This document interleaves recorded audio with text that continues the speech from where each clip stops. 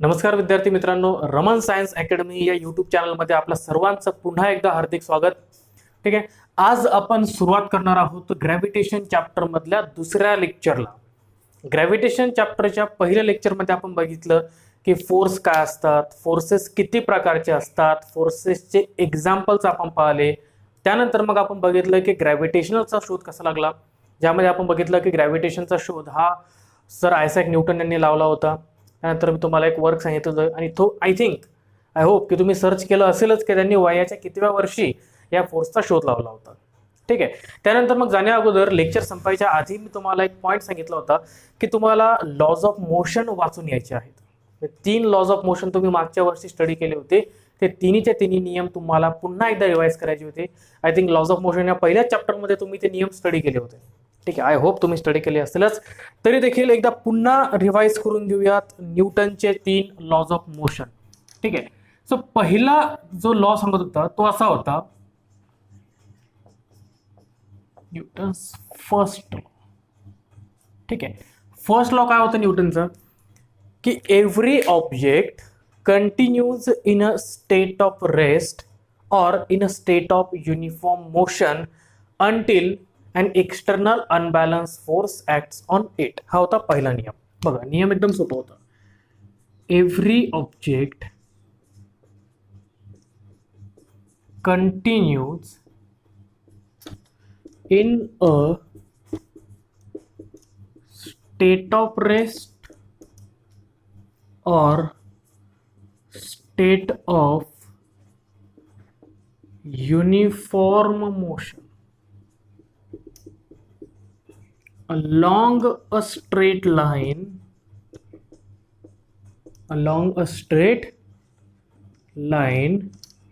until an external unbalanced force acts on it. Until an external unbalanced force acts on it. नियम एकदम सोपा आहे. Every object continues in a state of rest or state of uniform motion along a straight line until an external unbalanced force acts on it. बघा, हे line important आहे. State of uniform motion हे एकच combine line आहे. State of uniform motion म्हणजे state of uniform motion along a straight line. ठीक आहे, बघा आता न्यूटनचा पहिला नियम आपल्याला काय सांगतो. ठीक आहे, जो ऑब्जेक्ट रेस्टमध्ये आहे, ठीक आहे, सपोज एक फुटबॉलचं एक्झाम्पल घेऊयात आपण. हा एक फुटबॉल आहे. ठीक आहे, ग्राउंडवर ठेवलेला आहे, रेस्टमध्ये, हा स्वतःहून हलणार नाही. हा फुटबॉल रेस्टमध्येच राहील. ठीक आहे, मग केव्हापर्यंत रेस्टमध्ये राहील तर हा फुटबॉल तोपर्यंत रेस्टमध्ये राहील जोपर्यंत आपण याच्यावर एक एक्सटर्नल फोर्स अप्लाय करत नाही. ठीक आहे, जोपर्यंत आपण याच्यावर एक्सटर्नल फोर्स लावत नाही तोपर्यंत हा इथून हलणार आहे का? नाही. बघा, स्वतःच्या इंटरनल फोर्समुळे तर हा फुटबॉल मूव्ह होऊ शकत नाही. ठीक आहे, असं झालं असतं तर सगळ्या गोष्टी जगातल्या स्वतः मूव्ह झाल्या असत्या. ठीक आहे, हा फुटबॉल स्वतः मूव्ह होणार आहे का? नाही, हा स्वतः मूव्ह होऊ शकत नाही. हा तोपर्यंत मूव्ह होणार नाही जोपर्यंत याच्यावर एक एक्सटर्नल फोर्स लागत नाही. ठीक आहे, ज्यावेळेस या ऑब्जेक्टवर एक्सटर्नल फोर्स लागेल ऑब्जेक्ट मूव्ह होईल. हा होता न्यूटनचा पहिला नियम. ठीक आहे, किंवा सपोज आता हा फुटबॉल मोशन मध्ये. ठीक आहे, हा फुटबॉल मोशन मध्ये, आता हा मोशन मध्येच राहील. ठीक आहे, जोपर्यंत याच्यावर अपोजिट डायरेक्शन मध्ये फोर्स लागत नाही तोपर्यंत हा फोर्स मोशन मध्येच राहील. ओके, बघा तुम्ही म्हणत असाल की सर आपण जर फुटबॉलला लात मारली थोड्या वेळानंतर तर तो आपोआप स्टॉप होऊन जातो, आपोआप स्टॉप घेतो, त्याला थांबवायची गरज नाही पडत. ठीक आहे, मग आपण कुठे त्याच्यावर फोर्स लावला? बरोबर आहे, आपण त्याच्यावर फोर्स नाही लावला. बट दुसरे ऑब्जेक्ट, बघा समजा हा फुटबॉल आहे. ठीक आहे, या फुटबॉलला मी किक केलं. ठीक आहे, मग तुम्ही म्हणता सर थोड्या अंतर ट्रॅव्हल करून हा फुटबॉल आपोआप स्टॉप होऊन जातो. ठीक आहे, ओके, आपल्याला याच्यावर फोर्स लावायची गरज नाही. पण असं नाही की त्याच्यावर फोर्स लागत नाही, त्याच्यावर फोर्स लागतो. मग त्याच्यावर कोणकोणते फोर्सेस लागतात तर बघा, जसा तुम्ही फुटबॉलला किक करणार समोरून याच्यावर एअरचं रेजिस्टन्स लागणार आहे. ओके, हवा याला अपोज करेल समोर जाण्यापासून. दुसरं म्हणजे बघा, ज्यावेळेस तुम्ही याला किक करणार आणि हा याच्यावर मूव्ह होणार आहे ग्राउंडवर, त्यावेळेस ग्राउंड आणि फुटबॉल यांच्यामध्ये फ्रिक्शन देखील होणार आहे. ओके, म्हणजे जर तुम्ही एखाद्या ऑब्जेक्टवर फोर्स लावला नाही तर असं नाही की त्याच्यावर फोर्स लागत नाही, त्याच्यावर फोर्सेस लागतच असतात. ठीक आहे, बघा, मग जर एखादा ऑब्जेक्ट रेस्ट मध्ये असेल तर तो तोपर्यंत मोशन मध्ये येत नाही जोपर्यंत आपण त्याच्यावर एक्सटर्नल फोर्स लावत नाही. ओके, आणि जर एखादा ऑब्जेक्ट मोशन मध्ये असेल तर तो तोपर्यंत मोशन मध्ये राहतो जोपर्यंत आपण त्याच्यावर एक्सटर्नल फोर्स लावत नाही. ठीक आहे, ओके, हा होता न्यूटनचा फर्स्ट नियम. Every object continues in a state of rest और state of uniform motion along a straight line until an external unbalanced force acts on it. आता ही लाईन इम्पॉर्टंट आहे, along a straight line. जसं की समजा हा football होता, हा football तुम्ही इकडून किक केली, तो एका स्ट्रेट लाईन मध्ये मूव्ह करतो. ठीक आहे, याची डायरेक्शन तोपर्यंत चेंज होणार नाही जोपर्यंत तुम्ही याच्यावर फोर्स लावणार नाही. कारण आपण पहिल्याच लेक्चर मध्ये बघितलं होतं इफेक्ट्स ऑफ फोर्सेस मध्ये की force can change the direction of object. Force एखाद्या ऑब्जेक्टची डायरेक्शन चेंज करू शकतो. ठीक आहे, मग जोपर्यंत तुम्ही याच्यावर फोर्स लावणार नाही हा स्ट्रेट लाईन मध्येच मूव्ह होईल, याची डायरेक्शन चेंज होणार आहे का? नाही. म्हणून आपण या ठिकाणी लिहिलं की state of uniform motion along a straight line. ठीक आहे, चला एकदा पुन्हा बघून घेऊयात. न्यूटनचा पहिला नियम आपल्याला काय सांगतो, तर तो सांगतो की जर एखादा ऑब्जेक्ट रेस्ट मध्ये आहे तर तो रेस्ट मध्येच राहील. ठीक आहे, मग तो केव्हापर्यंत रेस्ट मध्ये राहील, तर जोपर्यंत त्याच्यावर एक एक्सटर्नल फोर्स लागत नाही तोपर्यंत. दुसरं स्टेटमेंट काय होतं याचं, की जर एखादा ऑब्जेक्ट मोशन मध्ये आहे तर तो मोशन मध्येच राहील. ठीक आहे, मग केव्हापर्यंत मोशन मध्ये राहील, तर जोपर्यंत त्याच्यावर एक्सटर्नल फोर्स लागत नाही तोपर्यंत. ठीक आहे, झालं. हे दोन सिंपलचे पॉईंट होते न्यूटनच्या पहिल्या नियमाचे. जर एखादा ऑब्जेक्ट मोशन मध्ये असेल तर तो मोशन मध्ये राहील, जर एखादा ऑब्जेक्ट रेस्ट मध्ये असेल तर तो रेस्ट मध्ये राहील जोपर्यंत त्या ऑब्जेक्टवर एक्सटर्नल फोर्स अप्लाय होत नाही. ठीक आहे, चला याचं अजून एक एक्झाम्पल बघूया. हेच एक्झाम्पल घेऊ फुटबॉलचं. सपोज तुमच्या मित्राने तुमच्याकडे फुटबॉल किक केला. ठीक आहे, आणि तुम्हाला तो थांबवायचा आहे. तुम्ही काय करता, तुम्ही त्याच्यावर अपोजिट डायरेक्शन मध्ये फोर्स लावता. बरोबर आहे, तुमच्या मित्रांनी फुटबॉलला किक केली, फुटबॉल इकडे येऊ लागला, तुम्हाला त्याला इथं थांबवायचंय, तुम्ही या फुटबॉलला इकडून फोर्स लावता. ठीक आहे, म्हणजे याला स्टॉप करण्यासाठी तुम्ही काय केलं, तुम्ही फोर्स अप्लाय केला. ठीक आहे, मग जो मोशन मध्ये ऑब्जेक्ट आहे त्या ऑब्जेक्टला स्टॉप करण्यासाठी देखील आपल्याला फोर्स अप्लाय करावा लागतोच. ठीक आहे, जर तुम्ही त्याच्यावर फोर्स अप्लाय करणार नाही तर ऑब्जेक्ट थांबणार नाही. ठीक आहे, ओके, जस्ट की व्हॅक्यूम मध्ये आपण कन्सिडर करू, स्पेस मध्ये समजा. ओके, स्पेस मध्ये जर तुम्ही एखाद्या ऑब्जेक्टला किक केलं, थोडंसं असं टच जरी केलं पिचुक, ठीक आहे, तर तो ऑब्जेक्ट मूव्ह करत राहील, कंटिन्युअसली मूव्ह करत राहील. जोपर्यंत त्याच्यावर अपोजिट डायरेक्शन मध्ये आपण फोर्स अप्लाय करत नाही तोपर्यंत तो ऑब्जेक्ट थांबणार नाही. ठीक आहे, अर्थवर तसं नाही होत, कारण अर्थवर या ऑब्जेक्टला थांबवण्यासाठी अजून वेगवेगळे फोर्सेस काम करत असतात, ज्याच्यामध्ये ग्रॅव्हिटेशनल फोर्स आहे, ज्याच्यामध्ये एअरचा फ्रिक्शनल फोर्स आहे, रेझिस्टन्स फोर्स आहे, किंवा जमिनीवरचा फ्रिक्शनल फोर्स आहे. हे सगळे फोर्सेस आपल्या नकळत त्याच्यावर लागत असतात, म्हणून तो ऑब्जेक्ट थांबत असतो. ठीक आहे, तर न्यूटनचा पहिला नियम क्लिअर झाला की जो ऑब्जेक्ट मोशन मध्ये आहे तो मोशन मध्येच राहील, जो ऑब्जेक्ट रेस्ट मध्ये आहे तो रेस्ट मध्येच राहील. कुठपर्यंत रेस्ट मध्ये राहील किंवा कुठपर्यंत मोशन मध्ये राहील, तर जोपर्यंत आपण त्याच्यावर एक्सटर्नल फोर्स लावत नाही तोपर्यंत. ठीक आहे, ओके, हा होता न्यूटनचा पहिला नियम. आता बघूयात न्यूटनचा दुसरा नियम काय सांगत होता. ठीक आहे, न्यूटन सेकंड लॉ.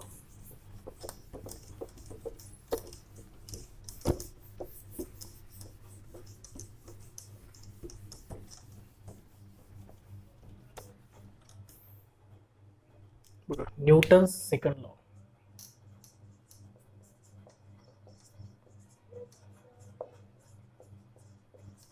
ठीक आहे, बघा, सेकंड लॉ देखील एकदम सोपा आहे. ठीक आहे, सेकंड लॉ काय सांगतो की rate of change of momentum is directly proportional to external force acting on object. ठीक आहे, हे होतं पहिलं स्टेटमेंट त्याच्यातलं. Rate of change of momentum is directly proportional to external force acting on object. Okay, and this change in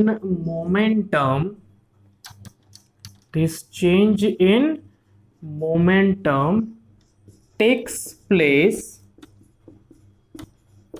in the direction of force, and this change in momentum takes place in the direction of force. बघा simple senior अगोदर statement बघा, rate of change of momentum is directly proportional to external force acting on object. ठीक आहे, म्हणजे एखाद्या ऑब्जेक्टचं momentum हे केव्हा change होत असतं, तर एखाद्या ऑब्जेक्टचं मोमेंटम तेव्हाच चेंज होईल ज्यावेळेस त्याच्यावर एक्सटर्नल फोर्स अप्लाय होईल. ठीक आहे, बघा एखाद्या ऑब्जेक्टचं मोमेंटम हे केव्हा चेंज होत असतं, ज्या वेळेस त्या ऑब्जेक्टवर एक्सटर्नल फोर्स अप्लाय होतो.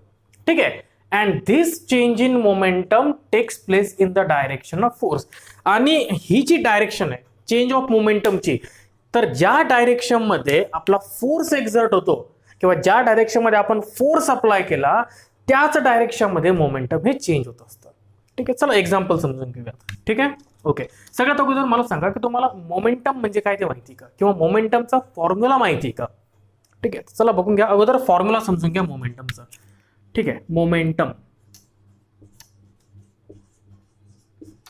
ठीक आहे, मोमेंटमचा फॉर्म्युला असतो मास इंटू वेलॉसिटी. ठीक आहे, बघा प्रत्येक ऑब्जेक्टला काही ना काहीतरी मास असतं, आणि ज्यावेळेस तो मोशन मध्ये असतो त्याला काही ना काहीतरी स्पीड असतो किंवा काही ना काहीतरी वेलॉसिटी असते. तर हा झाला फॉर्म्युला मोमेंटमचा. P is equals to m v, where P हा मोमेंटमचा सिम्बॉल आहे. ठीक आहे, बघा तुम्हाला मी पहिल्या लेक्चरमध्ये सांगितलं होतं की या ठिकाणी ज्यावेळेस आपण स्टडी करणार आहोत, ठीक आहे, ज्यावेळेस मी तुम्हाला या ठिकाणी शिकवेल, ज्यावेळेस मी लेक्चर घेईल, त्यावेळेस तुम्हाला असे काही टॉपिक बघायला भेटतील जे एकदम डीपमध्ये असतील. ओके, आणि हे डीपमध्ये टॉपिक मी यासाठी घेत असतो जेणेकरून तुमचा बेस हा या ठिकाणी क्लिअर होऊन जावा. ठीक आहे, तुमचा 11वी 12वी नीट आणि JEEचा स्टडी तुम्हाला जर सोपा करून घ्यायचा असेल तर या ठिकाणी तुमचं पूर्ण लक्ष मी काय शिकवतो त्याच्याकडे असलं पाहिजे. ठीक आहे, तेव्हा तुमचा बेस हा पूर्णपणे क्लिअर होईल. ठीक आहे, ओके. चला वापस या टॉपिकवर. ठीक आहे, सो मोमेंटमचा फॉर्म्युला काय होता, तर P is equals to M into V. प्रत्येक समजा एक ऑब्जेक्ट आहे, एक बॉडी आहे जी मोशन मध्ये. ठीक आहे, एक बॉडी आहे जी मोशन मध्ये, समजा एक कार आहे. ठीक आहे, एक कार रस्त्याने जाऊ लागली. आता कारला स्वतःच काही ना काहीतरी मास असणारच आहे, बरोबर आहे, मान्य आहे. आणि जर कार मोशन मध्ये, जर कार मूव्ह होत असेल तर कारला काही ना काहीतरी स्पीड पण असेल. इन शॉर्ट कारला काही ना काहीतरी वेलॉसिटी पण असेल. मग जर त्या कारला मास आहे, जर त्या कारला वेलॉसिटी आहे, तर आपण कारचं मोमेंटम इझिली काढू शकतो. ठीक आहे, काढू शकतो. ठीक आहे, चला मग समजा एक कार आहे. कार म्हटल्यापेक्षा आपण पुन्हा फुटबॉलचाच एक्झाम्पल घेऊया. फुटबॉल, एक फुटबॉल आहे. ठीक आहे, ठीक आहे, समजा तुमच्या मित्राने फुटबॉलला किक मारली इकडनं. ठीक आहे, मग सपोज फुटबॉलचा मास एम आहे. ठीक आहे, तुमच्या मित्रांनी फुटबॉलला किक मारली, मग फुटबॉल मोशन मध्ये येणार आहे, म्हणजे फुटबॉलला काही ना काहीतरी वेलॉसिटी पण भेटेल. बरोबर आहे. आता फुटबॉल समोर आला, समोर आला, समोर आला, या ठिकाणी फुटबॉल आला. ठीक आहे, जसा या ठिकाणी फुटबॉल आला, तुम्ही काय केलं, तुम्ही अजून याच्यावर किक मारली.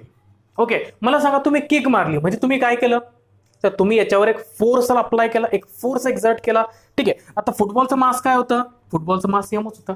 ओके, आता जसा तुम्ही याच्यावर फोर्स अप्लाय केला, याची व्हेलॉसिटी पुन्हा चेंज होणार आहे. ठीक आहे, चला अगोदरची व्हेलॉसिटी आपण V1 कन्सिडर करू आणि दुसरी व्हेलॉसिटी आपण V2 कन्सिडर करू. ठीक आहे, V1 V2 काय समजून घ्या. अगोदर तुमच्या मित्राने या बॉलवर किक मारली, बॉलचं मास होतं एम. तशी तुमच्या मित्रांनी याच्यावर किक मारली, फुटबॉलवर किक मारली, फुटबॉलला काही ना काहीतरी स्पीड भेटला.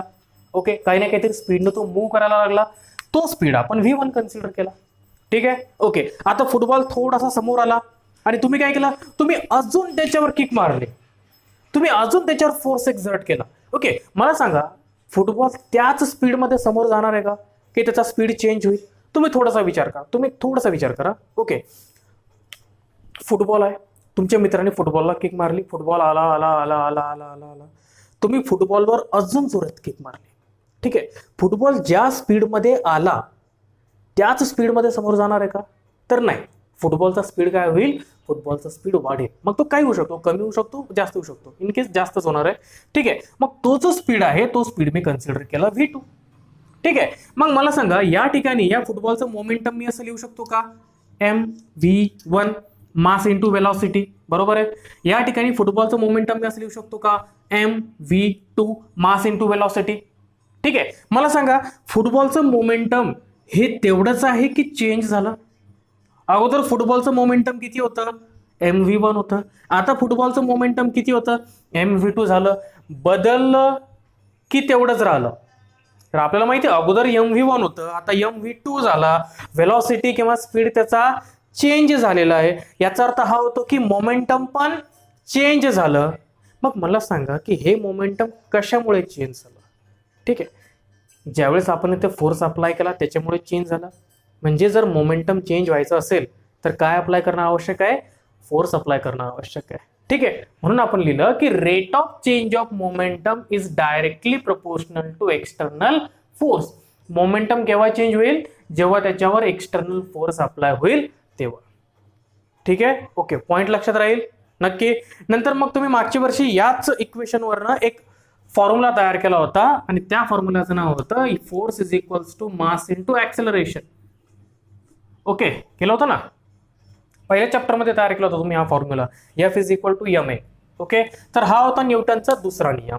ठीक आहे, सो न्यूटनचे 2 नियम आतापर्यंत आपण बघितले. आता बघूयात न्यूटनचा तिसरा नियम काय होता. Newton's third law.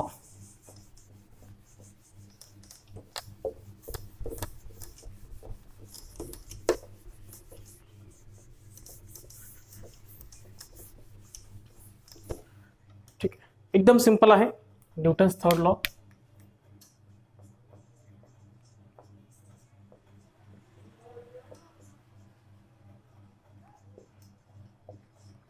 ठीक आहे, सगळ्यात सोपा नियम.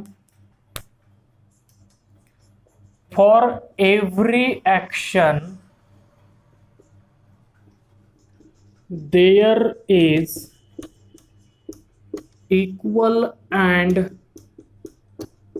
opposite reaction.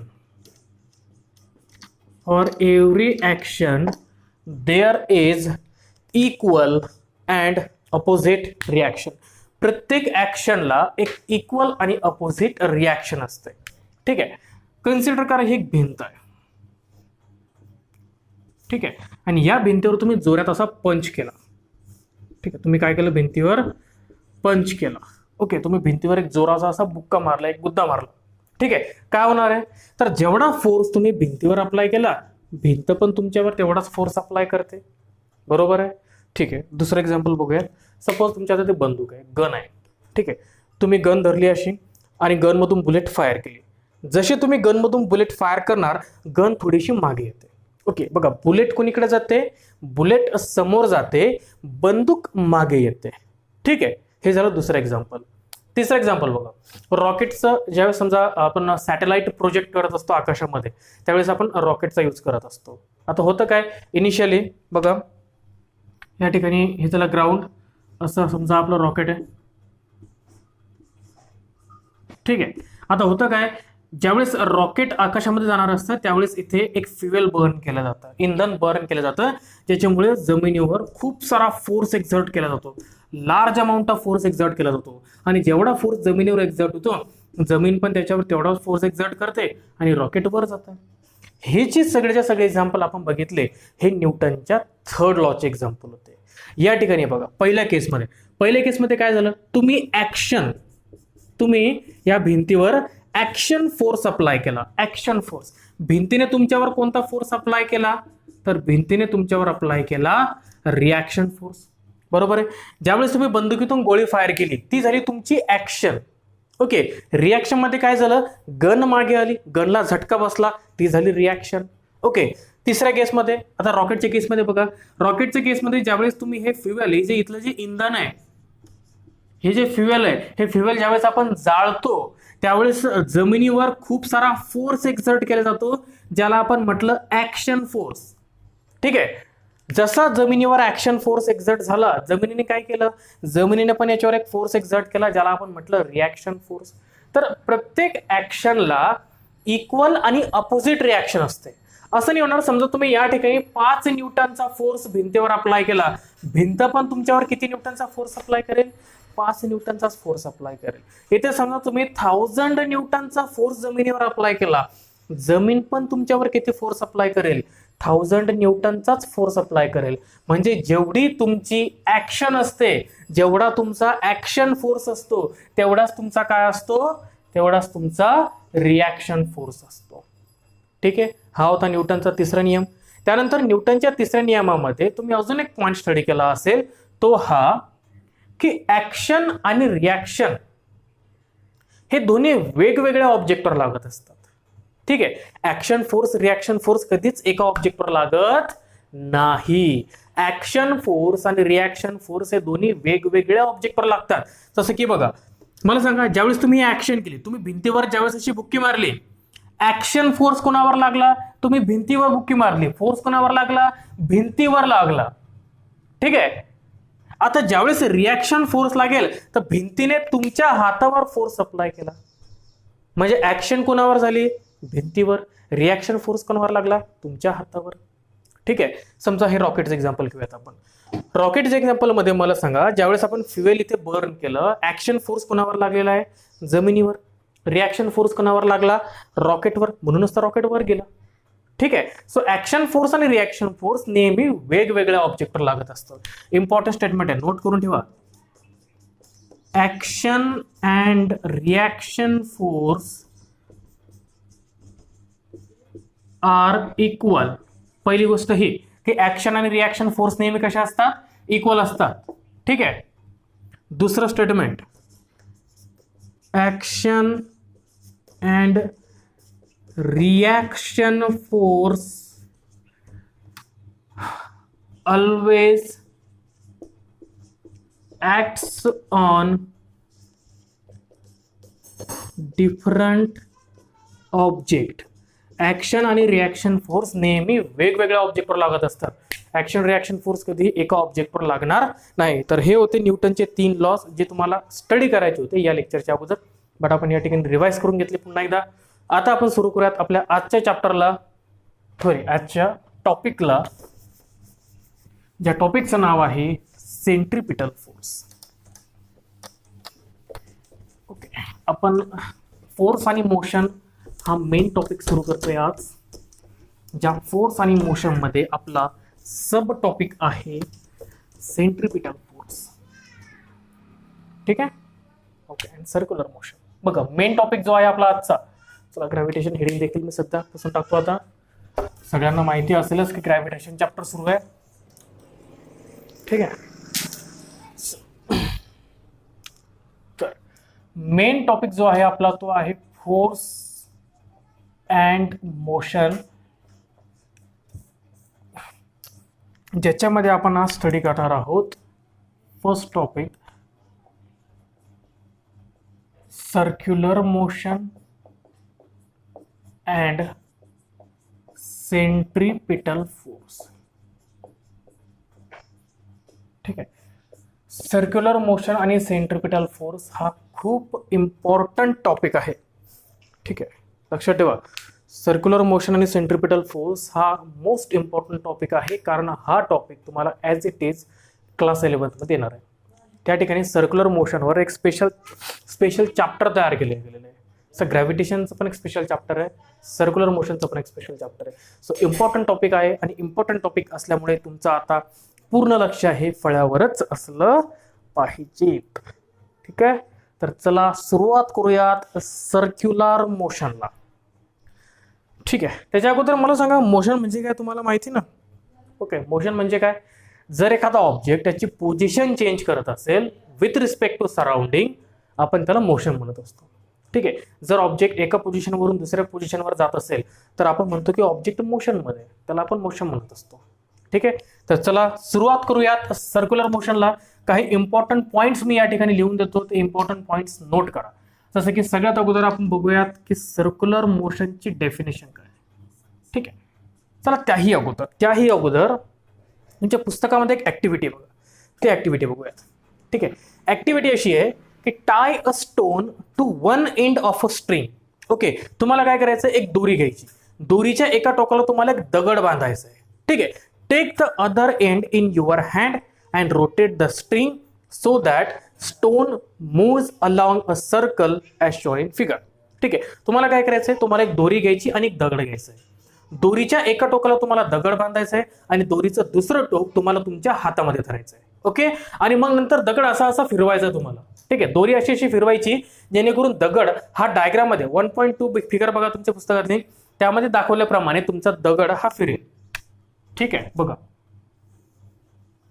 डायग्राम एवढे ॲक्युरेट नाहीये बट समजून घ्या. तर एक काम करूया, याला आपण उभा काढूयात, असं काढण्यापेक्षा उभा काढू. ठीक आहे, ओके. सपोज या ठिकाणी तुमचा हात आहे, ही झाली ती दोरी आणि या ठिकाणी आपण दोरीला दगड बांधला.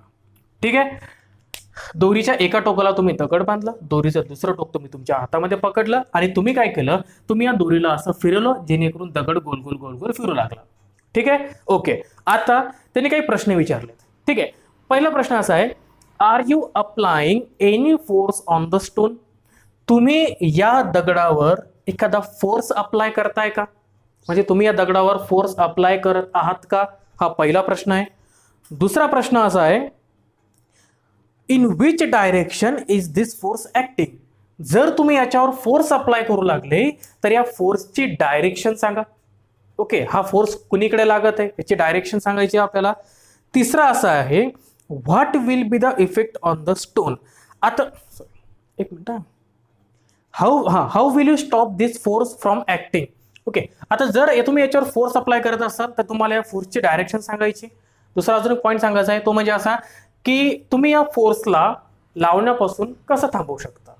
ठीक आहे, तुम्हाला फोर्स स्टॉप करायचा आहे, तुम्ही या फोर्सला कसं स्टॉप कराल. आणि चौथा क्वेश्चन असा आहे की what will be the effect on the stone? याचा दगडावर काय परिणाम होईल जर तुम्ही तो फोर्स अप्लाय करणं बंद केलं. ओके, तर याचा स्टोनवर काय परिणाम होईल? अशा 4 प्रश्नाचे उत्तर आपल्याला या ठिकाणी द्यायचे आहेत. ठीक आहे, ओके. चला तर एक काम करूयात, या 4 प्रश्नाचे उत्तर तुम्हाला या लेक्चरमध्ये भेटून जातील. 1 बाय 1 आपण बघूयात. ठीक आहे, चला आपण याला सध्या रब करूयात. ठीक आहे, या प्रश्नांचे उत्तर तुम्हाला लेक्चरमध्ये भेटूनच जातील. जसं असं टॉपिक येईल मी तुम्हाला ते क्लिअर करून सांगेल. ठीक आहे, ओके. तर सगळ्यात अगोदर बघूयात आपण सर्क्युलर मोशन. तर सर्क्युलर मोशनची डेफिनेशन काय? ठीक आहे, डेफिनेशन एकदम सोपी आहे. The motion of object, the motion of object along the circumference of circle is known as circular motion. ठीक है, the motion of object along the circumference of circle is known as circular motion. ठीक है, the motion of object along the circumference of circle is known as circular motion. जर एखादा object सर्कलच्या circumference भोवती फिरत असेल तर त्या मोशनला आपण काय म्हणणार आहोत? त्या मोशनला आपण म्हणणार आहोत सर्क्युलर मोशन. ठीक आहे, बघा तसं तेच एक्झाम्पल घेऊयात आपण. ठीक आहे, सपोज ही एक दोरी आहे. ठीक आहे, या दोरीचं एक टोक तुम्ही हातामध्ये पकडलंय, दोरीचं दुसरं टोक तुम्ही दगडाला बांधलंय. ठीक आहे, आणि तुम्ही दोरीला असं गोल गोल गोल गोल फिरवू लागले. जसं तुम्ही दोरीला गोल गोल फिरवणार हा दगड देखील गोल गोल फिरेल. आता जर तुम्ही व्यवस्थितपणे बघितलं तर या दगडाची जी मोशन आहे, या दगडाची मोशन अशी होऊ लागली सर्क्युलर. ठीक आहे, या सर्कलच्या सर्कम्फरन्स भोवती आपला दगड हा फिरू लागला, म्हणजेच या दगडाच्या मोशनला आपण काय म्हणू शकतो? Circular motion. पुन्हा लक्ष द्या, दोरीच्या एक म्हणजे दोरीचं एक टोक तुम्हाला तुमच्या हातामध्ये पकडायचं आहे, दोरीच्या दुसऱ्या टोकाला तुम्हाला दगड बांधायचा आहे आणि तो दगड तुम्हाला असं दोरीला घेऊन गोल गोल गोल गोल फिरवायचा आहे. ठीक आहे, आता ती मोशन आपण फळ्यावर दाखवली. या ठिकाणी सपोज आपला दगड असा फिरू लागला आहे. ठीक आहे, आता जसा हा दगड असा फिरणार आहे, तुम्ही जर बघितलं तर दगड असा गोल गोल गोल गोल फिरणार आहे, म्हणजे या सर्कलच्या सर्कम्फरन्स भोवती आपला दगड फिरू लागला. आणि म्हणून ही जी मोशन आहे या दगडाची, या मोशनला आपण काय म्हणणार आहोत? तर आपण याला म्हणणार आहोत सर्क्युलर मोशन. ठीक आहे, the motion of object along the circumference of circle is known as circular motion. Okay, याच्यामध्ये काही डाऊट नाही तुम्हाला? सर्क्युलर मोशनच्या डेफिनेशन मध्ये ही डेफिनेशन तुम्हाला पाठच करायची आहे. ठीक आहे, लक्षात राहील.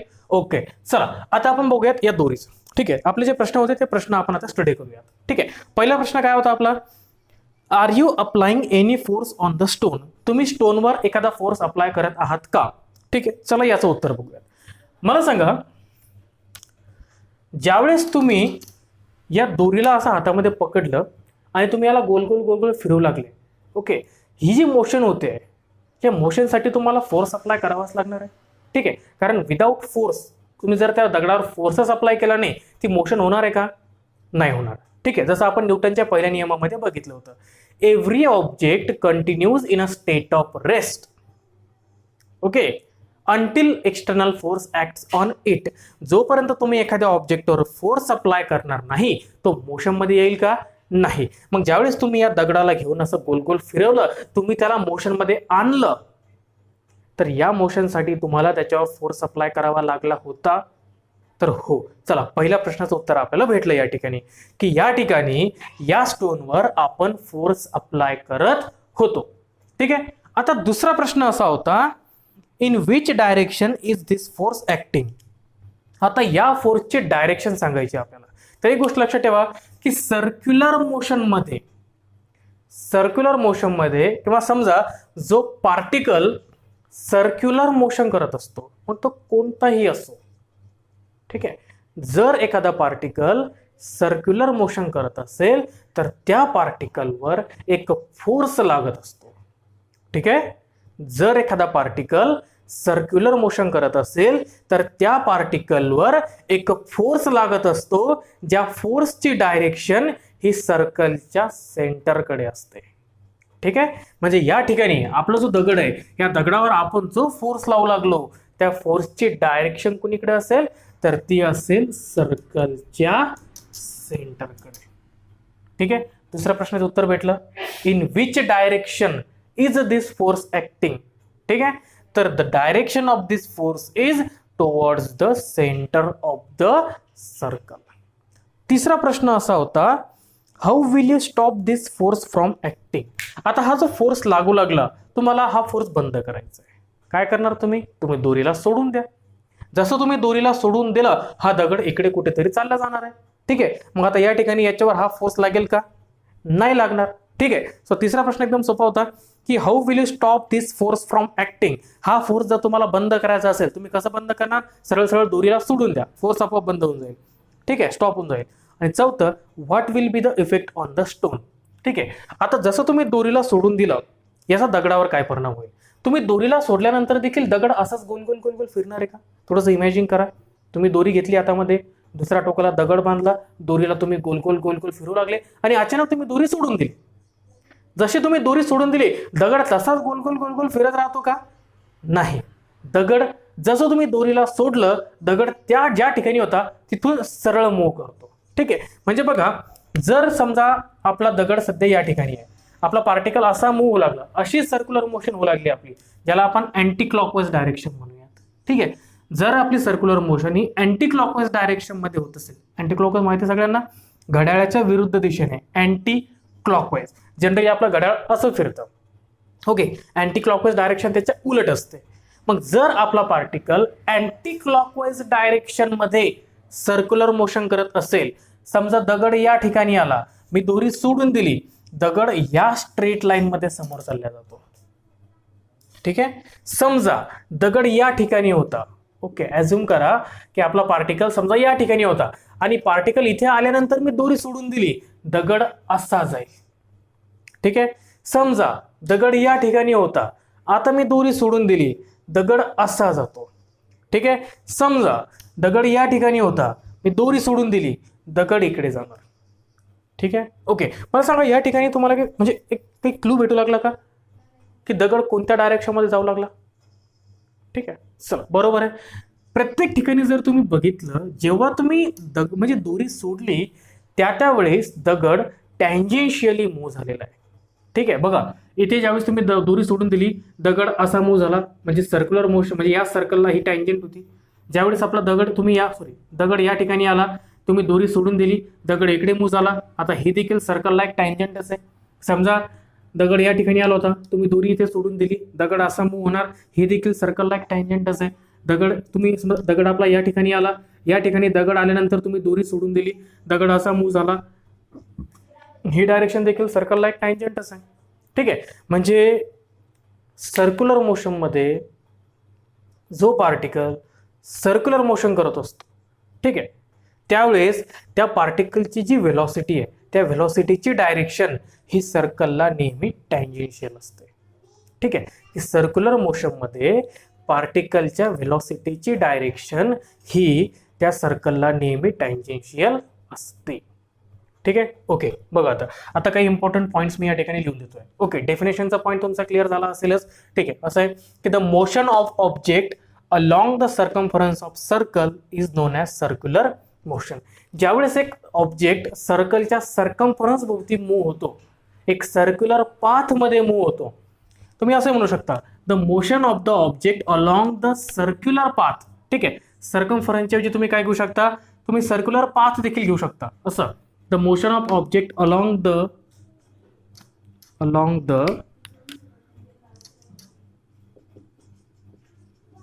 Circular path is known as circular motion. ही दुसरी डेफिनेशन झाली सर्क्युलर मोशनची. The motion of object along the circular path is known as circular motion. जर एखादा ऑब्जेक्ट सर्क्युलर पाथ मध्ये फिरत असेल तर त्या ऑब्जेक्टच्या मोशनला आपण सर्क्युलर मोशन म्हणत असतो. ठीक आहे, आय होप इथपर्यंत तुम्हाला काही डाऊट नसेल. ओके, चला आता समोर जाऊयात. आता दुसरा पॉइंट हा फोर्स बद्दल असणार आहे. ठीक आहे, when a particle moves in circular path, a force acts on it continuously. ठीक आहे, ज्यावेळेस एक पार्टिकल सर्क्युलर पाथ मध्ये फिरत असतो, म्हणजे ज्यावेळेस एक पार्टिकल सर्क्युलर मोशन करत असतो, त्यावेळेस त्या पार्टिकलवर कंटिन्युअसली एक फोर्स लागत असतो. ठीक आहे, तर आपण बघितलं. दुसराच क्वेश्चन होता. ठीक आहे, बघा पहिला क्वेश्चन काय होता, are you applying any force on the stone. तुम्ही स्टोनवर फोर्स अप्लाय करत असा का कंटिन्युअसली, तर हो, आपण त्या स्टोनवर एक फोर्स एक्झर्ट करत असतो. सो कंटिन्युअसली पूर्ण मोशन मध्ये त्या स्टोनवर एक्झर्ट होत असतो, पूर्ण मोशन मध्ये. ठीक आहे, next, the direction of this force is the direction of this force is towards the center of circle. ठीक आहे, या फोर्सची डायरेक्शन कोणीकडे असते, तर या फोर्सची डायरेक्शन ही सर्कलच्या सेंटरकडे असते. ठीक आहे, आता एक इम्पॉर्टंट पॉइंट या ठिकाणी बाकी, तो म्हणजे हा की ज्यावेळेस एक पार्टिकल सर्क्युलर मोशन करत असतो त्यावेळेस त्या पार्टिकलला जी व्हेलॉसिटी असते त्या व्हेलॉसिटीचे डायरेक्शन कोणते असते ते आपल्याला बघायचं आहे. ठीक आहे, इथे घेतो तो point. Okay, when particle performs circular motion,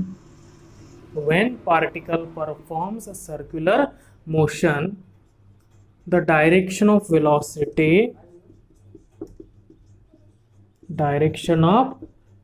velocity is tangential किंवा is tangent to the path.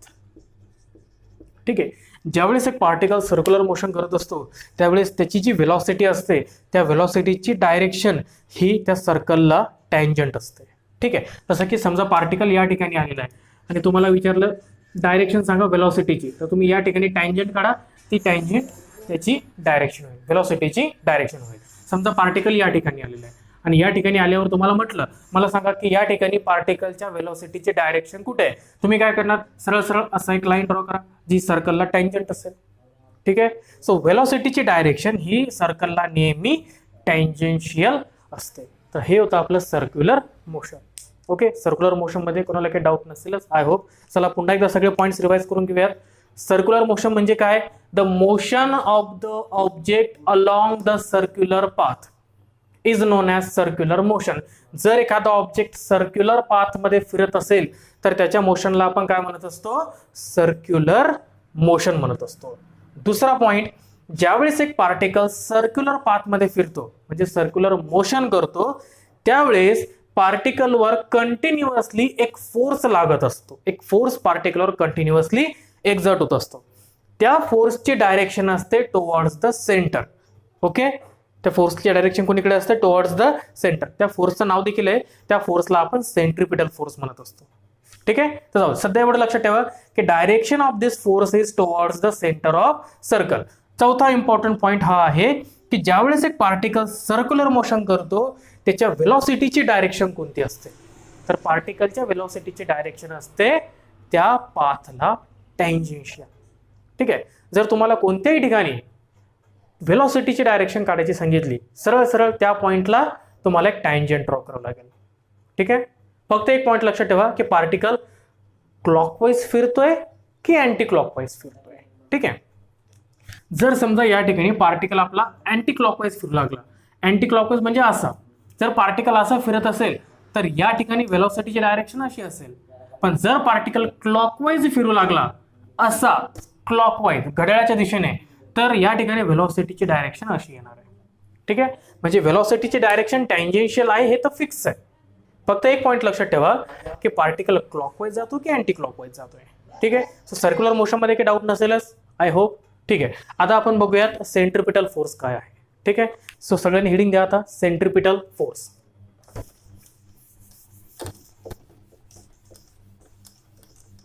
Centripetal force.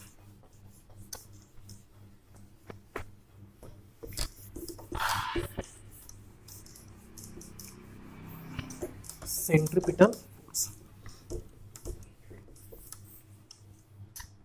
Okay, आतापर्यंत आपण सर्क्युलर मोशन बघितलं काय होतं, तर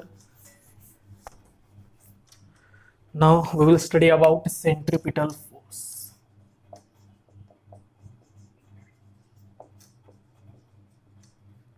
ठीक आहे, तर बघा आपण बघितलं की जो पार्टिकल सर्क्युलर मोशन करत असतो त्या पार्टिकलवर कंटिन्युअसली एक फोर्स ऍक्ट होत असतो, एक फोर्स लागत असतो, ज्या फोर्सची डायरेक्शन ही सर्कलच्या सेंटरकडे असते.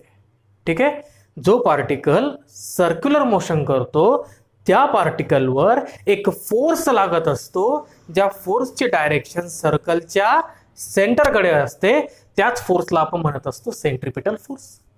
ठीक आहे, सिंपल आहे. बघा डेफिनेशन एकदम सोपी आहे. The force acting on a particle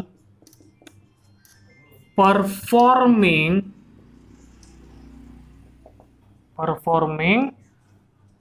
circular motion towards, इथे डायरेक्शन दिली हा, towards the center of circle is known as, याला मी शॉर्ट फॉर्म मध्ये घेतो, सेंट्रिपिटल फोर्स, CPF. ठीक आहे, बघा the force acting on a particle performing circular motion towards the centre of circle is known as centripetal force. जो particle circular motion करतो त्या पार्टिकलवर continuously एक फोर्स लागत असतो, ज्या फोर्सची डायरेक्शन सर्कलच्या सेंटरकडे असते, त्या फोर्सला आपण म्हणत असतो सेंट्रिपिटल फोर्स. ठीक आहे, ओके. बघा पुन्हा डायग्राम ड्रॉ करूयात आपण. ठीक आहे, तेच आपण स्टोनचंच एक्झाम्पल कन्सिडर करूयात. ओके, तुम्ही एक दोरी घेतली, दोरीच्या एका टोकाला तुम्ही स्टोन अटॅच केला, दुसरा टोक तुमच्या हातामध्ये आहे आणि तुम्ही दोरीला असं गोल गोल गोल गोल फिरवू लागले. जसं तुम्ही दोरीला गोल गोल फिरवणार, या ठिकाणी हा स्टोन देखील गोल गोल फिरणार आहे, सर्क्युलर पाथमध्ये फिरणार आहे. ओके, म्हणजे स्टोन सर्क्युलर मोशन करणार आहे. ठीक आहे, मग समजा आपला स्टोन या ठिकाणी आहे, आता या ठिकाणी असताना देखील स्टोनवर एक फोर्स लागणार आहे, ज्या फोर्सची डायरेक्शन असते सर्कलच्या सेंटरकडे. ओके, ज्याला आपण म्हटलं सेंट्रिपिटल फोर्स. समजा आपला स्टोन या ठिकाणी आला. ठीक आहे, इथे या ठिकाणी जर तुम्हाला म्हटलं की सेंट्रिपिटल फोर्सची डायरेक्शन सांगा, सरळ सरळ सर्कलच्या सेंटरकडे डायरेक्शन दाखवायची. ठीक आहे, समजा तुमचं पार्टिकल या ठिकाणी आहे, तुम्हाला म्हटलं या ठिकाणी सेंट्रिपिटल फोर्सची डायरेक्शन दाखवा. ओके, सरळ सरळ सर्कलच्या सेंटरकडे ॲरो करा, तुम्हाला सेंट्रिपिटल फोर्सची डायरेक्शन ही भेटून जाणार. ओके, ठीक आहे, इथपर्यंत काही डाऊट नाही आहे. ठीक आहे, चला आता बघूयात या सेंट्रिपिटल फोर्सचा फॉर्म्युला. ठीक आहे, जो तुम्हाला पुस्तकामध्ये दिलेला नाही, बट तरी देखील तुम्ही लक्षात ठेवा. ठीक आहे, ओके. सपोज आपला जो ऑब्जेक्ट आहे, जो दगड आहे, त्याचं मास आहे सपोज m. ठीक आहे, याची व्हेलॉसिटी आहे सपोज v आणि या सर्कलची रेडियस आहे सपोज r. ठीक आहे. स्टोनचं मास आहे m, स्टोनची व्हेलॉसिटी आहे v आणि या सर्कलची रेडियस किती आहे r. तर या स्टोनवर जो फोर्स एक्झर्ट होऊ लागला सेंट्रिपिटल फोर्स, तो जर तुम्हाला कॅल्क्युलेट करायचा असेल तर त्याचा फॉर्म्युला आहे that is centripetal force is equal to mv² upon r. ठीक आहे. हा झाला सेंट्रिपिटल फोर्सचा formula mv² upon r. I hope तुमच्या फॉर्म्युला हा लक्षात राहीलच. ठीक आहे. ओके, आता बघा या ठिकाणी सेंट्रिपिटल याचं मिनिंग सांगायचं राहिलं. ठीक आहे. या ठिकाणी एक पॉईंट ऍड करून देतो तुम्ही. सेंट्रिपिटलला जर आपण असं तोडलं, मध्ये फोडलं या शब्दाला, तर सेंट्री हा जो वर्ड तयार होतो, सेंट्रीचा अर्थ होतो सेंटर. ओके, आणि हा जो पेटल आहे, या पेटलचं मिनिंग होतं टुवर्ड्स. ठीक आहे. मग सेंट्रिपिटल फोर्सचं मिनिंग काय होईल, तर असा फोर्स जो सेंटरकडे लागतो, टुवर्ड्स द सेंटर. ठीक आहे, म्हणून आपण याला सेंट्रिपिटल म्हटलं. ठीक आहे. The force acting on the particle performing circular motion towards the centre of circle is known as centripetal force. Centripetal फोर्सचा फॉर्म्युला लक्षात राहील, that is mv² upon r. Okay, इथपर्यंत आपण बघितलं सेंट्रिपिटल फोर्स काय होतात. ठीक आहे. आता वेगवेगळे एक्झाम्पल्स बघूयात. ठीक आहे, चला. बघ, सपोज मून आहे. ठीक आहे. मून अर्थ भोवती फिरत असतो एका सर्क्युलर ऑर्बिटमध्ये. बरोबर आहे. मून अर्थ भोवती एका सर्क्युलर ऑर्बिटमध्ये फिरत असतो. अशा वेळेस अर्थ ही मूनवर सेंट्रिपिटल फोर्स लावत असेल का, तर हो, बरोबर आहे. बघा, मून, चला थोड्या वेळासाठी एक एक्झाम्पल आपण कन्सिडर करू. एक काम करूया, मी हे सगळं काढून टाकतो. ठीक आहे. ओके, इथे आहे सेंटरला सपोज अर्थ आणि हा झाला समजा आपला मून. ठीक आहे. आपलं मून अर्थ भोवती सर्क्युलर मोशन करत असतो आणि आपण बघितलं की जेव्हा जेव्हा सर्क्युलर मोशन होत असते, ओके, जेव्हा जेव्हा सर्क्युलर मोशन होत असते तेव्हा तेव्हा त्या ऑब्जेक्टवर एक फोर्स लागत असतो ज्याची डायरेक्शन सर्कलच्या सेंटरकडे असते, ज्या फोर्सला आपण म्हटलं होतं सेंट्रिपिटल फोर्स. ठीक आहे. तर या ठिकाणी जेव्हा मून हा अर्थच्या भोवती फिरत असतो त्यावेळेस अर्थ मूनवर सेंट्रिपिटल फोर्स ऍक्ट करत असते. ठीक आहे. अर्थ मूनला स्वतःकडे खेचण्याचा प्रयत्न करत असते. ठीक आहे, ज्याला आपण सेंट्रिपिटल फोर्स म्हटलं होतं.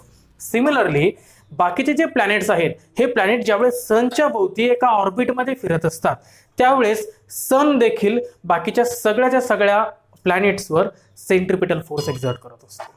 ठीक आहे. सो आय होप इथपर्यंत तुम्हाला सर्क्युलर मोशन म्हणजे काय किंवा सेंट्रिपिटल फोर्स म्हणजे काय हे सगळं कळालेलं असेल. यासोबतच तुमच्या बुकमधले जवळपास सगळेचे सगळे पॉईंट्स आपण या ठिकाणी कव्हर केलेले आहेत. ठीक आहे. ओके, अजून जर एक्झाम्पल बघायचं झालं तर बघा, ही आपली अर्थ आहे आणि याला आपण कन्सिडर करूयात सॅटेलाइट. ठीक आहे. आर्टिफिशियल सॅटेलाइट जो अर्थच्या भोवती फिरत असतो. ठीक आहे. आता हे आर्टिफिशियल सॅटेलाइट अर्थच्या भोवती सर्क्युलर मोशन करत असतात, सर्क्युलर ऑर्बिटमध्ये फिरत असतात. ओके, मग जर हे सॅटेलाइट सर्क्युलर ऑर्बिटमध्ये फिरत असतील तर या मोशनसाठी त्यांना देखील एका फोर्सची आवश्यकता असेल, सेंट्रिपिटल फोर्सची आवश्यकता असेल. तर हा जो सेंट्रिपिटल फोर्स आहे ही अर्थ त्या सॅटेलाइटवर एक्झर्ट करत असते. ठीक आहे, ज्याची डायरेक्शन ही अर्थकडे असते. ठीक आहे. ओके, तर इथपर्यंत आपण कव्हर केलं सर्क्युलर मोशन म्हणजे काय आणि सेंट्रिपिटल फोर्स म्हणजे काय. तर आजच्या लेक्चरमध्ये एवढंच. नेक्स्ट लेक्चरमध्ये आपण सुरुवात करूयात केप्लर्स लॉज. ठीक आहे, की जसं एक प्लॅनेट आहे, प्लॅनेट हा सन भोवती फिरत असतो, मग त्याचे काही नियम असतात की तो कसा फिरतो, त्याचा ऑर्बिट कसा असतो, किती वेळ लागतो, हे सर्वच्या सर्व आपण कव्हर करूयात नेक्स्ट लेक्चरमध्ये. तोपर्यंत गुड बाय. ओके, आणि व्हिडिओ बघितल्याबद्दल थँक्यू. ओके, जर तुम्ही चॅनलवर नवीन असाल तर प्लीज चॅनलला सबस्क्राईब करा आणि जर व्हिडिओ आवडला असेल तर व्हिडिओला लाईक करा. ठीक आहे, थँक्यू.